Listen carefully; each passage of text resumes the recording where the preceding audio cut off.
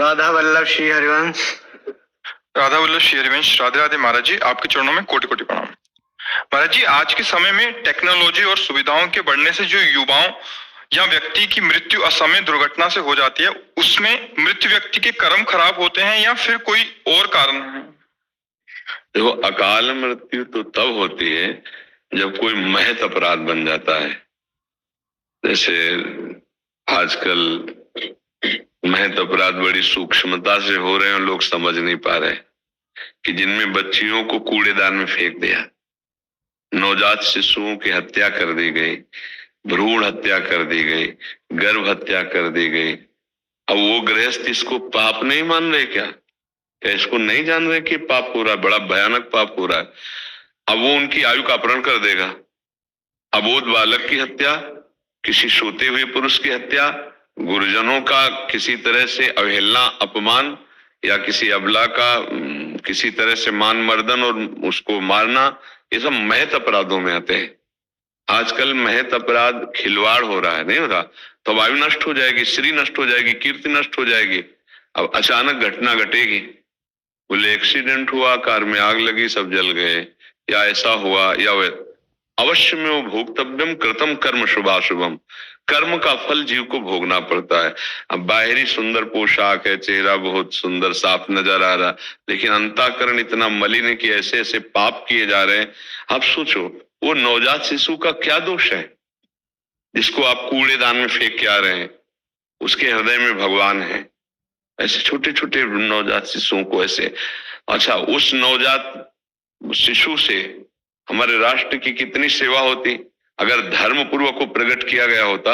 आप अधर्माचरण करके प्रकट किए, महापाप करके उसे फेंक दिए, या गर्भ हत्या बेटी है, या ऐसे कुछ कोई नाना प्रकार की भ्रूण हत्या है। अब ये पाप क्या तुम्हें भोगने नहीं पड़ेंगे, भोगाएंगे आपको। अवश्य में भोक्तव्यम कृतम कर्म शुभाशुभम। आज हम सत्संग में यही कह रहे थे कि अश्वस्थामा जैसा ब्रह्मर्षि कोई साधारण नहीं, लेकिन गर्भस्थ शिशु परीक्षित की हत्या करने की कोशिश की तो आज भी व्याकुल होकर घूम रहा है, रक्तस्राव आज भी होता है उसके यहाँ से। तो आप ये समझो कि बहुत से ऐसे अपराध होते हैं।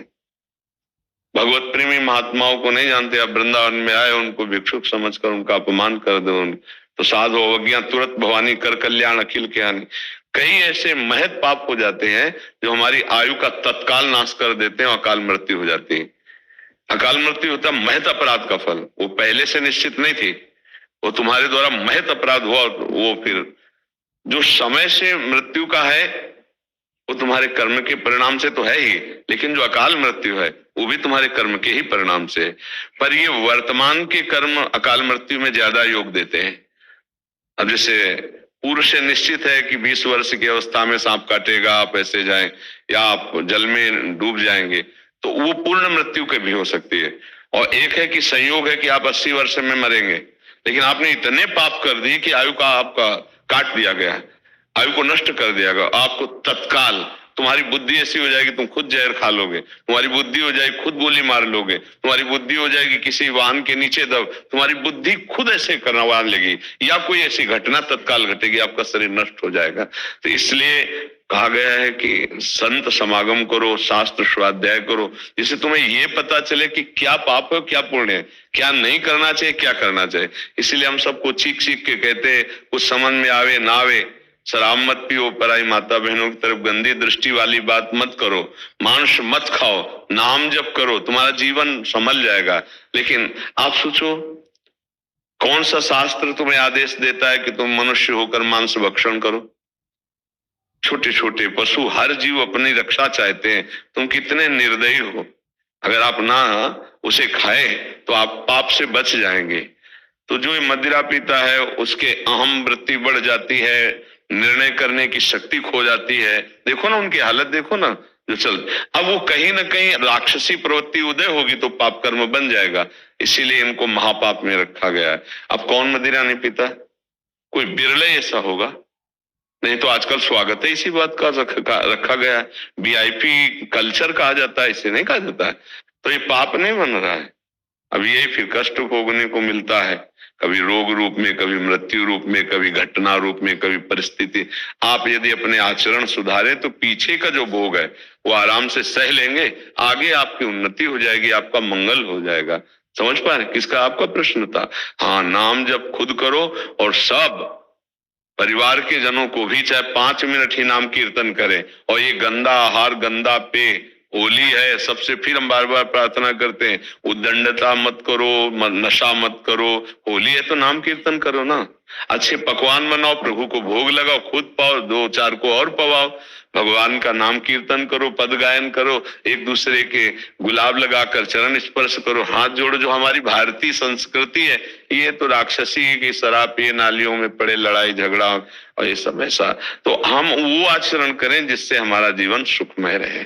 जी। स्वाति जी दिल्ली से। गुरुदेव आपके चरणों में कोटि कोटि प्रणाम। गुरुदेव आपकी कृपा और राधा रानी के बल से मेरे पति ने मांस, मदिरा, अन्य व्यसन आदि छोड़कर आपका सत्संग और नाम जप करना शुरू कर दिया है। अब हमारे जीवन में बहुत सुधार है। गुरुदेव भगवान, भगवत मार्ग पर चलने पर अब मेरे साथ एक दुविधा आ रही है। मेरा नाम जब बार बार छूट जाता है, फिर मैं रात रात भर रोना आता है कि प्रभु। हाँ, आप इसकी चिंता कर रही हैं तो आगे चलकर नहीं छूटेगा। जब आप चिंता कर रहे हैं कि मेरा नाम जब न छूटे, तद स्मरणेन परम व्याकुलते थी, अपने आराध्य देव का नाम भूलने पर व्याकुलता होनी चाहिए, और आपको व्याकुलता है। तो करत करत अभ्यास के जड़मत होत सुजान, रस्सी आवत जात ही सिल पर होत निशान। जब सैकड़ों बार रस्सी खींची जाती है तो पत्थर में चिन्ह बन जाता है। तो जब हम बार बार नाम का अभ्यास करेंगे तो हमारा मन, हमारी बुद्धि स्वाभाविक नाम जप में लग जाएगी। अभी नया नया उसको लग रहा